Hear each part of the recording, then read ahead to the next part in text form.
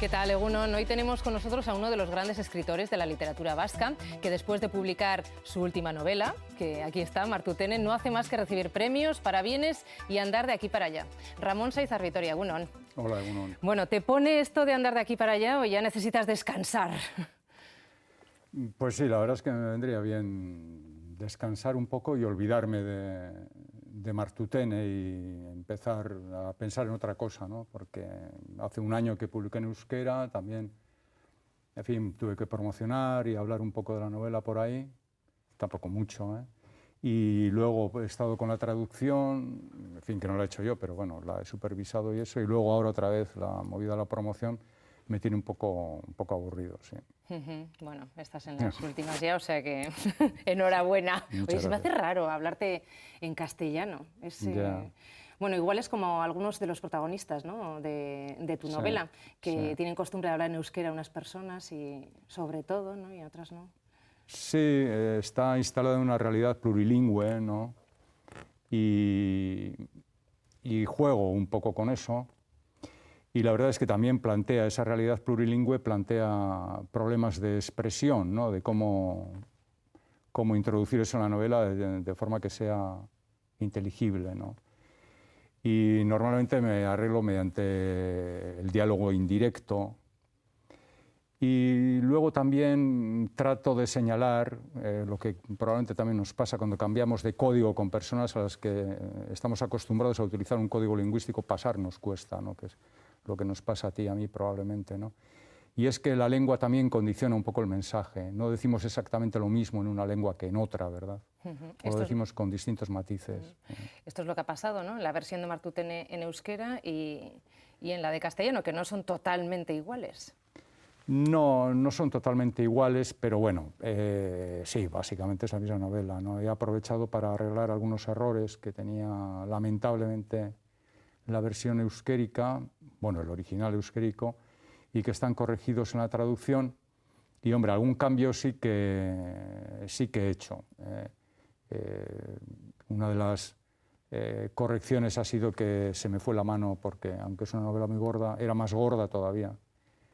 Y los últimos meses de escribir la versión en euskera consistieron en cortar, que es una tarea muy difícil. Y corté más de lo debido en algún pasaje y, en fin, lo he incorporado ahora en castellano. Sí. Has hablado de errores, bueno, de cortar, de cambios, pero ¿te has quedado satisfecho? Porque esto ha tenido que ser todo un parto, ¿no, Martutene? Más de 700 páginas. Sí. Sí, bueno, sí, me he quedado tranquilo en la medida que me lo he quitado de encima, ¿no? Vaya, qué sufrimiento, ¿no? Sí, a partir de determinado momento el objetivo es terminar, ¿no? Es que quitarse la cosa de encima, bien o mal, ¿no?, de cualquier manera. Y me puse una fecha para terminarla y la cumplí a duras penas, para la feria del libro del año pasado en euskera, ¿no? Y bueno, la verdad es que en euskera he tenido una buena respuesta, ¿no?, de la crítica y también por parte de lectores que, en fin, que los que se me dirigen a mí, que quizá los que no les ha gustado no me dicen nada, ¿no? Hay alguna queja por el tamaño de la novela, en fin, demasiado gorda, ¿no? Todo el mundo alude a que pesa 1200 gramos, que es difícil para leer en la cama y cosas de esas, pero quejas menores, ¿no? Está el iBook luego, si no. Sí, está en iBook también, sí. En castellano creo que está pronto, todavía no, pero ya pronto, sí. ¿Qué nos querías contar con Martutene? Bueno, resumir las 700 páginas en 2 palabras es difícil, ¿no? Pero una cosa que me llama mucho la atención, supongo que a todos los hombres y mujeres nos pasa, ¿no?, es el conocimiento del amor, ¿no?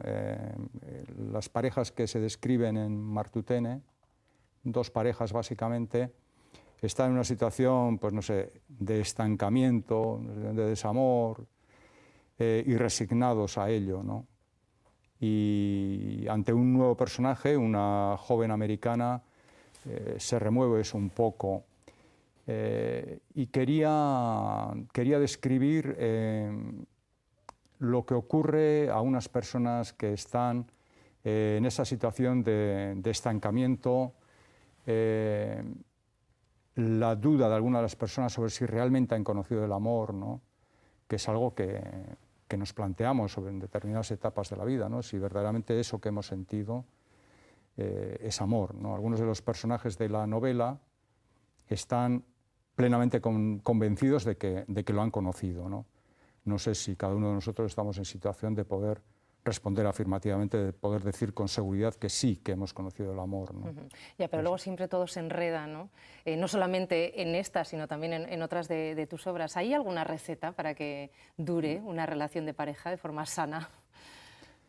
Hombre, en Martutene también se dice que hay algo básico, ¿no? Que sí, pues la cuestión es qué nos atrajo de esa persona, de ese otro, ¿no? Y si a lo largo de la vida permanece básicamente la imagen de eso que percibimos o que la primera vez nos enamoró, como se suele decir, ¿no?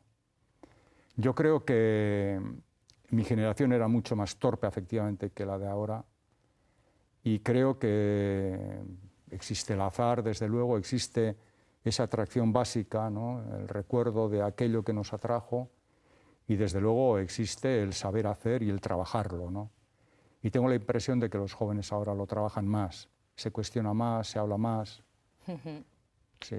Cuando hablas del amor, ¿no? De esa primera atracción, hay un personaje fundamental en la novela, ¿no? Que es la penthouse girl, Lynn, que devuelve la alegría de vivir, ¿no? Un poco.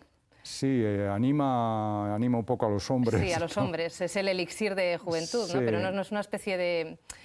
Sí. ¿Cómo decirlo?, de espejismo, ¿no? También. Sí, y también para las mujeres, también de espejo ante el que hablar, ¿no? Porque es extranjera y a todo el grupo le resulta más fácil hablar, ¿no? Nos es más fácil hablar con un extranjero, ¿no?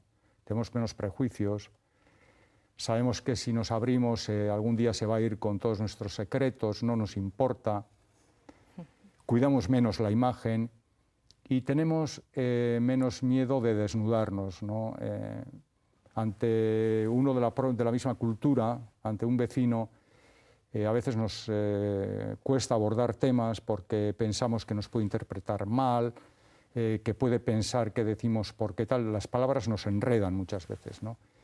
Y con un extranjero, aparte de que se habla una lengua pues no propia muchas veces, una lengua que los dos no manejan a la perfección, se habla también con más cuidado, más despacio, y esa línea cumple esa función, ¿no? de comunicación, de renovar la comunicación entre todos los personajes, ¿no? Ahora que has hablado del opuesto a Lynn, los vecinos, el entorno, Donostiarra, describes a una Donostia hostil, ¿no?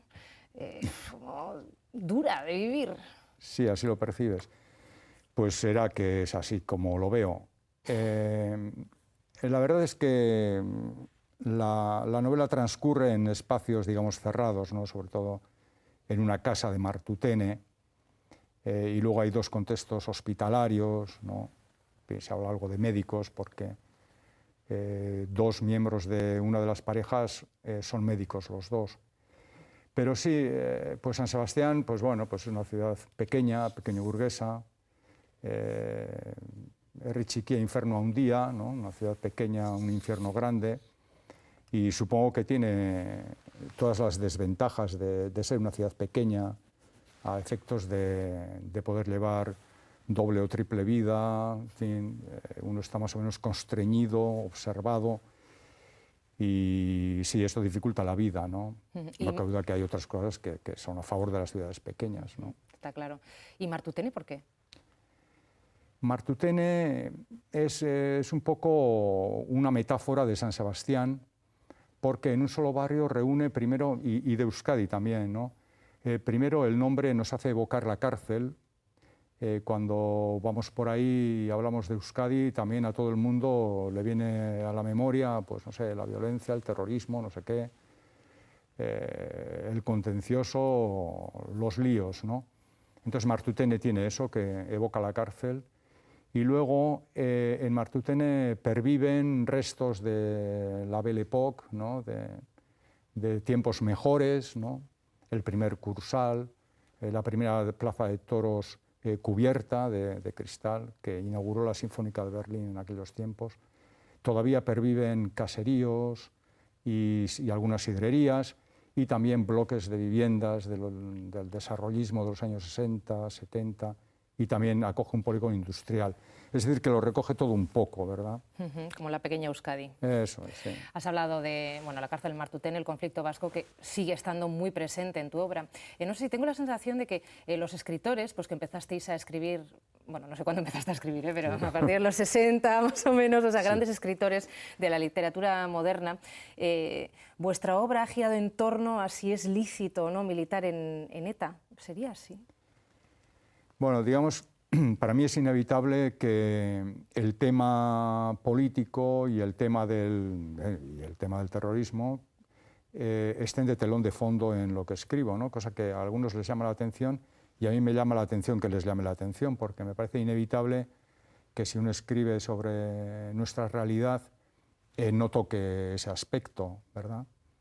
Entonces, para mí es inevitable y también para los personajes de Martutene resulta inevitable de alguna forma reflexionar sobre su pasado, y en ese pasado están pues viejas militancias, está la culpa por no haber tenido quizá la posición más adecuada en torno al fenómeno del terrorismo, o de la falta de empatía con las víctimas, o de la necesidad de construir el relato que se dice ahora. En fin, todas esas cosas que nos ocupan y que están presentes en la prensa, les ocupan a los personajes de Martutene, pero no es lo central del libro, no es el tema central. Yo creo que es más bien un telón de fondo, ¿no? El fin real de la violencia de ETA te ha dado un respiro a ti. No sé si por fin te puedes liberar, ¿no?, de este tema en tu obra. Espero que sí, porque no es un tema que me atraiga especialmente. Y creo que con Martutene creo que he cumplido y que he rendido las cuentas sobre ese extremo ya. Sí, quizá vuelva, pero no tengo motivos de interés. Quizá me sigue interesando más todavía la guerra civil. Y creo que tendrán que ser otros con más distancia los que pongan los puntos sobre las íes de los últimos 50 años de nuestra historia, creo yo. Por cierto, creo que no me lo has dicho todavía. ¿En cuánto tiempo has escrito Martutene? Pues creo que hacía 9 años que había publicado el libro anterior. Sí, pues pueden ser 8 o 9 años, sí. Sí, es incomprensible cómo puedo tardar tanto en escribir, pero bueno, es lo que hay. También es cierto que no tengo mucha prisa por publicar y eso hace que mis últimos productos tiendan a engordar, ¿no? Y de hecho, Martutene era en principio una novela más breve y junté 2 en una, 2 por el precio de 1. Y eso me complicó las cosas. De hecho, me pasé año y medio con otro Martutene integrado por la pareja de médicos, Ilín, exclusivamente. Yo creo que llegué a escribir unas 200 páginas y en primera persona. ¿Y ese link cómo lo creaste, cómo decidiste crearlo, entre una y otra? Bueno, primero volví a revisar... Tiene también su aquel, ¿no? Crear una unión entre una historia y la otra. Sí, volví a revisar la cosa para quitarme de encima la primera persona. Estaba resultando aquello demasiado personal y bastante se confunde el lector, el narrador y el autor en las novelas para que encima uno lo haga en primera persona. Me incomodaba eso y volví a escribirla. Y pensé que el telón de fondo de la violencia y la reflexión sobre nuestros últimos años de historia tenía que estar más presente. Y para eso necesitaba más voces. Y entonces incorporé las voces del escritor y de la traductora. Y lo resuelvo haciendo que las 2 novelas, pues sea una novela a los capítulos pares, otra a los impares, aunque hay personajes que se cruzan de un plano a otro, de una novela a otra, ¿no? Se me complicó un poco la cosa. Es curioso porque has hablado de dos novelas breves, ¿no? Y Martín, o Martín, porque no tiene, por lo menos en la versión española no tiene acento. Entonces, sí, en euskera, Martín, sí. Ah, bueno, claro, sí, ahí ya da. Martín. Ese escritor no ha publicado, está trabajando en su primera novela, no hasta ahora ha escrito novelas breves, ¿no? Relatos breves. Yo la verdad es que al leer la obra le ponía tu cara, ¿eh? ¿Es tu alter ego o...? Sí. ¿Tiene mucho de ti, Martín? ¿Martín? Sí, sin duda debe tener mucho mío, ¿no? Pero bueno, eso no quiere decir que sea yo. Y es cierto que, en fin, aquello que decía Madame Bovary, Madame Bovary no, Flaubert, de Madame Bovary c'est moi, pues uno puede decir eso de todos los personajes, ¿no? Todos son yo estoy en todos, ¿no? Pero quizá Martín especialmente puede parecerlo por el hecho de que es escritor. Yo diría que he entregado más de mí en Abaitua, en Iñaki Abaitua, en el ginecólogo. ¿Por qué? Pues no sé, creo que el tema de la culpa es algo sobre lo que he reflexionado bastante y creo que tendría actitudes más próximas a las de Abaitua. ¿Pero la culpa con respecto a qué? Bueno, en el caso de Abaitua, respecto a un hecho, en fin, un desliz profesional, digamos, bueno, un desliz un poco profesional, mejor dicho, que tiene Iñaki Abaitua en el ejercicio de su profesión, es decir, en una exploración ginecológica, ¿no? Que no tiene nada que ver conmigo, obviamente, porque no soy ginecólogo, ¿no? Pero me siento muy identificado con él, en la medida en que es un hombre abrumado por el peso de una culpa, ¿no? Y yo también tiendo a sentirme culpable de muchas cosas, aún debo decirlo, siendo mucho menos pecador que otros que no se sienten culpables, pero bueno, cada uno tiene la educación que tiene, ¿no? En cualquier caso, igual hay de ti en todos los personajes, sí, ¿no? sí. Seguramente. Diría que hay mucho de mí en Julia, por ejemplo, en esa mujer que debo decir que sí, pues mira, por primera vez se me han hecho autónomos algunos personajes y Julia es uno de ellos. Uno que no se me ha ido de la mano, pero que ha ido teniendo una personalidad que exigía el mismo personaje y también en su relación con Lynn. Incluso me he quedado con ganas de poder de seguir escribiendo sobre la relación de las dos mujeres, ¿no? Pero igual, para las personas que todavía no se hayan leído el libro, es que no sé si queda claro que Julia es la novia de Martín, del escritor, y Lynn es, que es traductora, la extranjera que llega de inquilina. Joven que llega de inquilina, ¿no? A casa de Martín, eso al ático. Al ático, penthouse. sí, eso es, de Martín. Y se establece una relación, bueno, yo creo que atractiva entre las dos mujeres, ¿no? Julia la utiliza mucho de confidente y para arreglar sus propias cuentas, ¿no? con su pasado. Y Lynn, a su vez, es el personaje de una novela de Max Frisch, de Montauk, que por eso también se titula la novela Martutene, ¿no? Martutene Montauk, porque en la novela Montauk toma parte de Martutene como un personaje más, ¿no? Y le quiere hacer un homenaje a esa novela y al escritor Max Frisch, que ya digo, interviene como un personaje más, porque todos los personajes de Martutene han leído a esa novela, Montauk, y por tanto hablan de ella, se refieren a ella y al escritor, que también es un escritor mayor que tiene una relación con una Lynn joven. Y de alguna forma quiero decir, lo cual es cierto, que para quienes leemos, muchos escritores y muchos personajes de las novelas tienen más impacto en nuestras vidas que muchas personas con las que nos cruzamos en la escalera todos los días, ¿no? Eso no sé si es por gracia o por desgracia, pero es así, ¿no? Y para los personajes de Martutene también ese libro y ese escritor tienen mucha importancia. También has recuperado una frase de Unamuno que dice que lo verdaderamente novelesco es cómo se hace una novela. ¿Qué hay de novelesco en la elaboración de Martutene? ¿Qué ha habido de novelesco? Bueno, sería una novela aburrida, ¿no? Pero levantarme muy temprano, muy temprano, durante bastantes años. En la época que redacté Martutene, sí, Empezaría a trabajar igual a las 6, 6:15 de la mañana, que es cuando estoy despejado, luego me voy apagando, cosas de la senectud. Pero te vas como paseando por tu casa en bata y zapatillas, no. Así como, a ver, voy a hacer de Julia un poco, me voy a... No, voy a investigar. Eso, no es eso.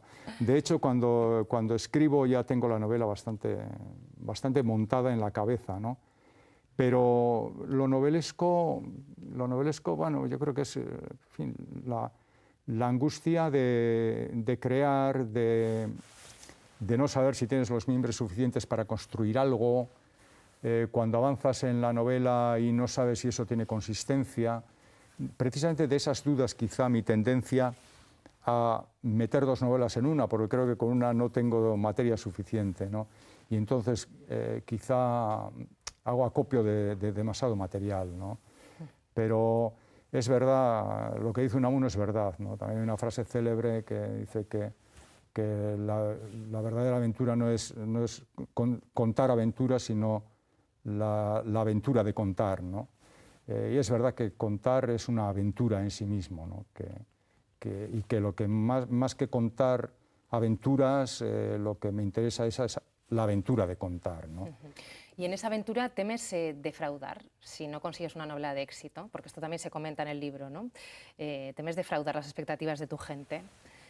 Claro, tú eres un escritor, sí, a diferencia de Martín, consagrado ya, ¿no? Lo que pasa es que tienes muchas novelas muy conocidas, de mucho éxito, y con esta, o sea, cada vez que sacas una nueva, ¿en qué piensas?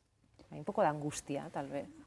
Sí, sí, hay mucha angustia, porque uno no escribe para sí mismo, ¿no? Para uno mismo, aunque algunos escritores lo dicen, no es mi caso, ¿no? En Martutene creo que Martín dice que uno no echa una botella al agua para que la encuentre su vecino, ¿no? Para encontrarse él mismo.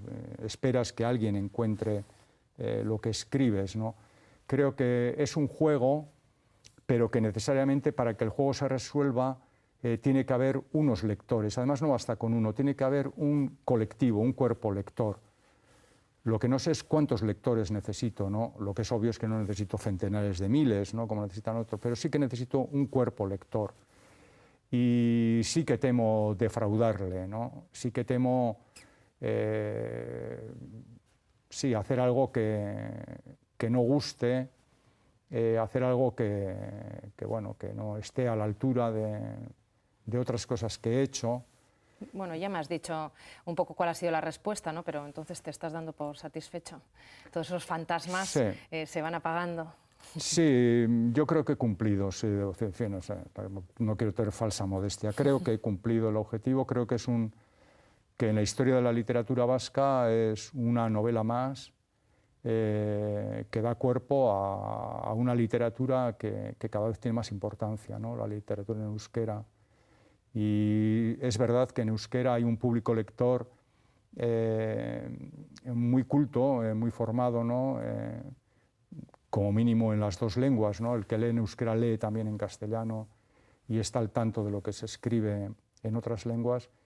Y diría que en euskera todavía se exige cierto nivel de calidad, ¿no? Todavía ventajas de ser pequeños, ¿no? Todavía no tenemos un mercado para productos de masas o para literatura de género, ¿no? Yo creo que todavía el que lee en euskera quiere leer cosas originales, ¿no?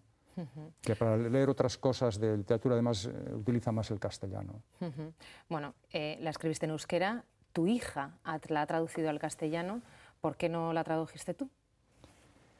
Bueno, porque no estoy, en fin, me parece una tarea muy difícil y muy complicada la de traducir y muy desagradecida.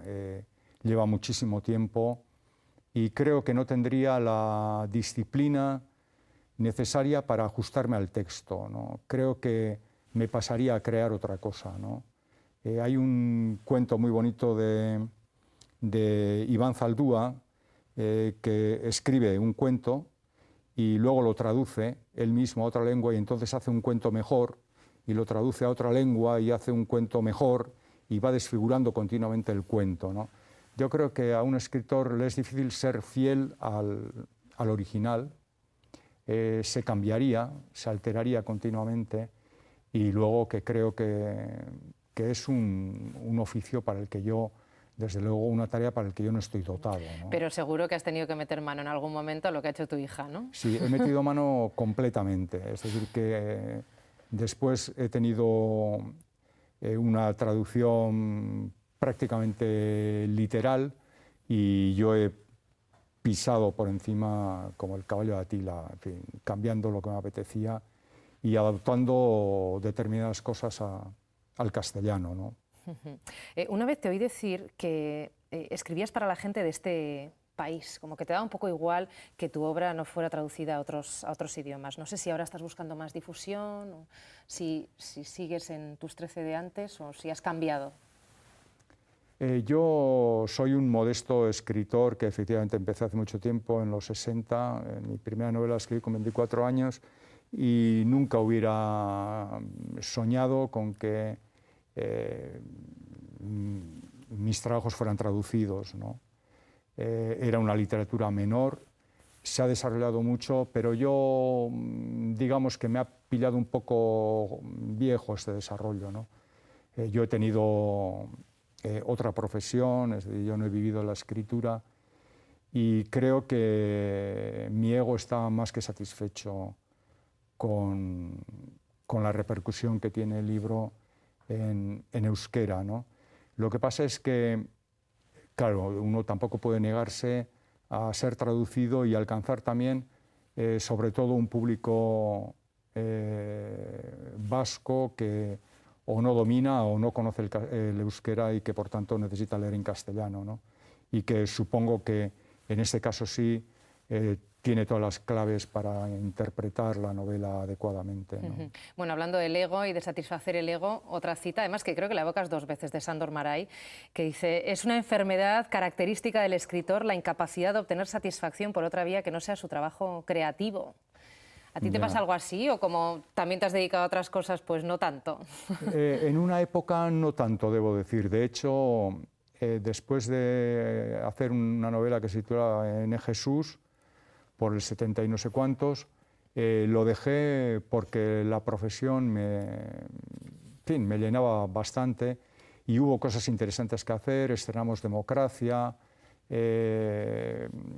fui concejal de mi pueblo. Me divertí mucho siendo concejal. ¿De qué partido? Euskadiko Ezkerra. Y bueno, quiero decir que sí, que no veía, creía que había cumplido ya con la literatura, ¿no? Empezaron a salir jóvenes escritores en euskera, la generación de Achaga, que ya empiezan a trabajar profesionalmente, se desarrolla enormemente la literatura, y yo pensé que ya había hecho lo mío, ¿no? Lo que pasa es que después, cuando ya nos estabilizamos, la política empezó a ser también profesional y me volvieron las ganas de escribir, e inicié una segunda etapa, pero en la que nunca me he considerado tampoco profesional de la literatura, ¿no? Siempre me he considerado amateur. Lo que sí hago es asumir que soy un escritor y que efectivamente en estos momentos es escribiendo como mejor me siento, ¿no? Conmigo mismo, y que es la mejor forma de conocerme y la mejor forma de tratar de entender el mundo, de empalmar con lecturas que necesito para escribir. Y sí que es verdad que me siento bien escribiendo. Sí. Entonces ya estarás pensando en otra obra. ¿Qué nos está preparando Seizar Vitoria para el futuro? Bueno, pretendí hacer algo para jóvenes. Hice hace unos años un librito, la tradición de Kandinsky, el único libro que he hecho por encargo. En fin, entonces me sentó muy mal el encargo de Jon Cortázar. Y ahora la verdad es que le agradezco mucho que me hiciera ese encargo, porque me obligó a escribir ese librito que parece que funciona bien entre los jóvenes. Me ha dicho algunos profesores, ¿no?, que dan el libro a leer y que gusta. Y tengo ganas, sí, tengo necesidad de transmitir, no sé, la pasión por la literatura a los jóvenes a través de algún escrito, ¿no? Tengo la necesidad de conectar con los más jóvenes. Quiero sentirme capaz de poder decir algo a los críos, ¿no? Me siento un maestro frustrado. Creo que ahora me hubiera gustado ser maestro, no sé por qué. Ahora he descubierto esa vocación. Y sí, me bueno, interesa. yo no sé, igual tal vez enseñar algo a tus nietos o así. Ya, Ramón, sí, igual casi es no eso. tenemos tiempo, pero Ya. me imagino que habrás firmado muchos libros. Sí. Me gustaría que me echases un autógrafo y no sé si se te ocurre alguna frase en este momento para contárnosla. Una ¿Qué es lo frase. que sueles poner Ah. cuando firmas? Bueno, pues los libros? hay muchas anécdotas en Martutene sobre las dedicatorias, ¿no? Normalmente he llegado a decir, bueno, ahora no, ya te mandaré el libro dedicado, ¿no? Para hacerlo... Pues aquí sí que no tienes para hacerlo escapatoria. privadamente, para hacerlo privadamente, porque parece que de un escritor se exige que diga algo original, ¿no? Y entonces me siento atenazado ante la imposibilidad de decir algo original mientras me está mirando alguien, ¿no? O sea, que ya me lo enviarás dedicado. Sí, un futbolista puede poner con mucho afecto y punto, ¿no? Parece que un escritor tiene que poner algo más, ¿no? Algo... De manera que te lo voy a mandar firmado, sí, debidamente dedicado. Bueno, sí. pues ahí lo tienes. Es que ricasco, Ramón Sáizar Vitoria, que sigas conociéndote a través de tu obra y cautivándonos a nosotros con ella. Muchas gracias por haber estado con nosotros. Es que ricasco. Bueno, pues esta ha sido nuestra entrevista a Ramón Sáizar Vitoria, ahora que ha publicado ya Martutene. Nos vemos mañana. Es que ricasco, agur, ondo izan.